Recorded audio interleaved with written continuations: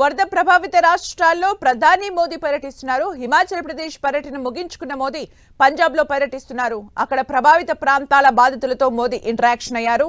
బాధితుల నుంచి నష్టంపై వివరాలు సేకరించారు. అంతకుముందు హిమాచల్ ప్రదేశ్ లో పర్యటించిన మోదీ ఆ రాష్ట్రానికి 1500 కోట్ల వరద సాయాన్ని ప్రకటించారు.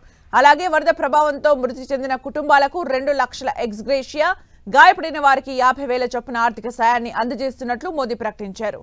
హిమాచల్, పంజాబ్ రాష్ట్రాల్లో వరదలు, వర్షాల ప్రభావిత ప్రాంతాల్ని ప్రధాని మోదీ ఏరియల్ సర్వే చేపట్టారు. గత కొన్ని రోజులుగా కురిసిన భారీ వర్షాల కారణంగా హిమాచల్ ప్రదేశ్, పంజాబ్ వంటి రాష్ట్రాలు అతలాకుతలమైపోయాయి. వరదలు బీభత్సానికి తీరని నష్టం వాటిల్లింది.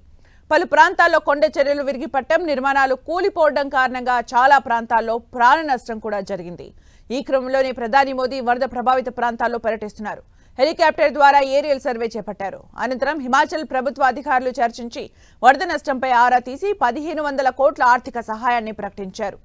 ఉత్తరాదిలోని పంజాబ్, జమ్మూ కాశ్మీర్, హిమాచల్ ప్రదేశ్, ఉత్తరాఖండ్లో భారీగా వర్షాలు కురుస్తున్నాయి. దీంతో ఆకస్మిక వరదలు ముంచెత్తడంతో పలు ప్రాంతాలు నీటి మునిగాయి. వర్షాకాలం ప్రారంభమైన జూన్ నుంచి ఇప్పటి వరకు ఈ 4 రాష్ట్రాల్లో 500 మందికి పైగా మరణించారు.